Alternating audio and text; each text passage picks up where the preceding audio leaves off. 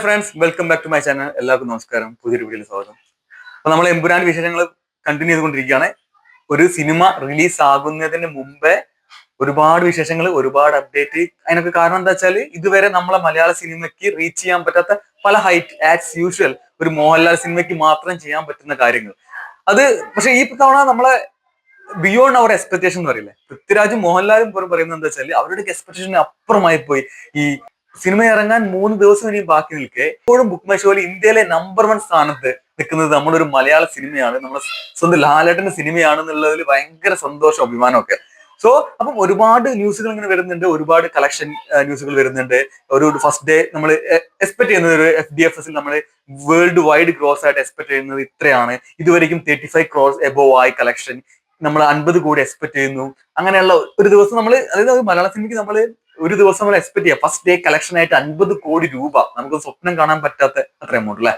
അപ്പൊ അങ്ങനെയൊക്കെ ന്യൂസുകൾ വരുന്ന അതിന്റെ കൂടെ വരുന്ന വേറെ കാര്യങ്ങളാണ്. ഇത് ഫേക്ക് ന്യൂസ് ആണ്, ഇത് ഫിഗേഴ്സ് ഒക്കെ വേരി ചെയ്യാം, അത് ഇതൊന്നും സത്യസന്ധമായ, അതായത് കൺഫേംഡ് ആയിട്ടുള്ള ന്യൂസ് അല്ല എന്നൊക്കെ അതൊരു അഭിപ്രായം ഒരു മേഖലയിൽ നിന്ന് ഇങ്ങനെ വരുന്നുണ്ട്. കാരണം നമ്മളെ മുമ്പിൽ ഇപ്പോൾ ഉള്ളത് ലിയോ എന്ന് പറഞ്ഞ ഒരു മൂവിയാണ്. അതായത് നമുക്കുള്ള എല്ലാവർക്കും ഒരു നാണക്കേട് പോലെ ഒരു മലയാള ഫിലിം ഇൻഡസ്ട്രിക്ക് ഹയസ്റ്റ് ഗ്രോസ് ഒരു തമിഴ് നടന്റെ സിനിമയാണ് എന്ന് പറയുന്നത് സത്യം പറഞ്ഞ നാണക്കേടാണ്. നമുക്ക് 12 കോടി രൂപയാണ് FDFS നമ്മുടെ ലിയോ എന്ന് പറഞ്ഞ സിനിമ നേടിയത്, വിജയന്റെ.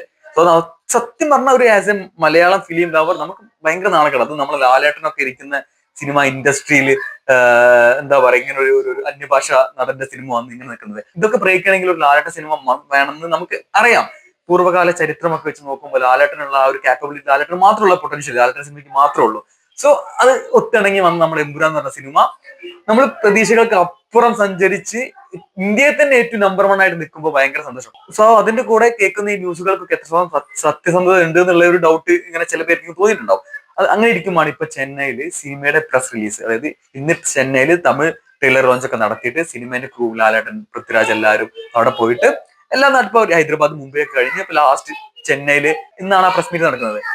അങ്ങനെ നടക്കുമ്പോൾ അവിടെ നിന്ന് കിട്ടിയ ഒരു ന്യൂസ്, അതായത് അവിടെയുള്ള ഒരു ആങ്കർ പൃഥ്വിരാജിനോട് ചോദിച്ചൊരു ക്വസ്റ്റ്യൻ. ആങ്കർ ചോദിച്ചത് എത്രയാണ്, എങ്ങനെ കാണുന്നു, how do you feel about ഈ ഒരു അച്ചീവ്മെന്റ്, ബുക്ക് മൈ ഷോയിലൊക്കെ നമ്പർ 1 ആയിട്ട് ഹിന്ദി ബോളിവുഡ് സിനിമേനെ, ഷാറുഖ് ഖാന്റെ സൽമാൻ ഖാന്റെ സിനിമേനെ പോലും കടത്തി വിട്ടിട്ട് നമ്മുടെ മലയാള സിനിമ നിൽക്കുമ്പോൾ ഹൗ ഡു യു ഫീൽ എന്ന് വെച്ചുമ്പോൾ അപ്പൊ അദ്ദേഹം പറഞ്ഞ റിപ്ലൈ അതുപോലെ തന്നെ പറയാം. അദ്ദേഹം പറഞ്ഞത് ഭയങ്കര സന്തോഷം.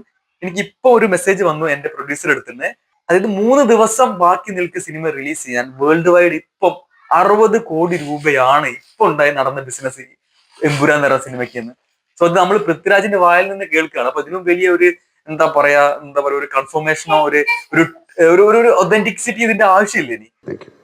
Prithvi sir, here. Yes. Anupama from Deccan Chronicle. Hello, hi. Congratulations and for the entire team.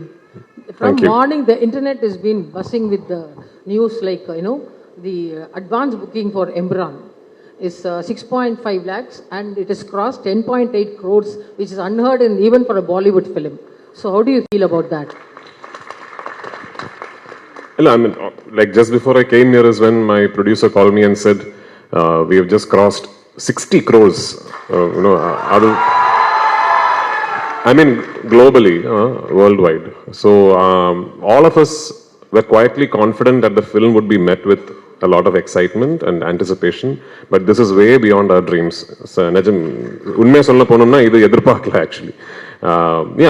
Idu undu okay, oru very successful film oda follow up and the excitement irukum, all that we knew, but this is just way beyond anything that we could have imagined, and I'm very, very humbled and thankful for it, and I hope on 27th we live up to all these expectations that you have placed upon us.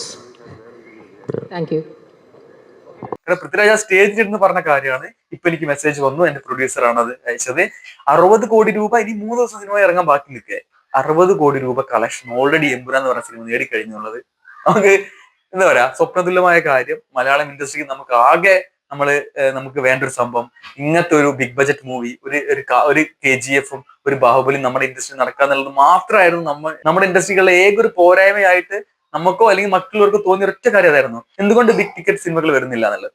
അതിനുള്ള answer ആയിട്ട് അത് എക്കാലവും പറഞ്ഞു നടന്ന പൃഥ്വിരാജ് തന്നെ എമ്പുരാൻ എന്ന് പറഞ്ഞ സിനിമയുടെ നമ്മൾ ട്രെയിലർ കണ്ടതാണ്. സോ നമുക്ക് എന്താണ് ആ സിനിമ എന്നുള്ളത് നമുക്ക് ഊഹിക്കാം.